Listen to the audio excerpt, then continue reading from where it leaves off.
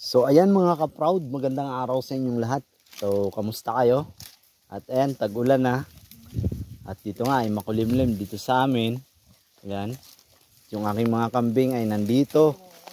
Dito ko sila dinala sa medyo malayo sa may mga tanim para iwas iwas makapaminsala ng tanim ng kapitbahay. So medyo malawak to dito, yung lugar na to na walang tanim. Kaya lang dun sa malapit sa akin ay may mga nagtatanim. So dito wala na ditong nagtatanim masyado. Kasi nga lumipat sila sa baryo. At ito, ayan, napakaganda ng view din dito sa amin.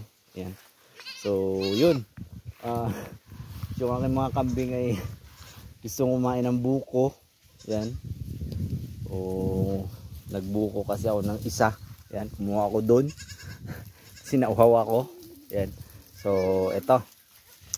At nandito yung aking mga alagang kambing. Ayan. So hi sa vlog. Ayan. So yun. Uy, di sumasagot. So tag-ulan na ngayon. Kaya ayan, ganito na yung sitwasyon dito.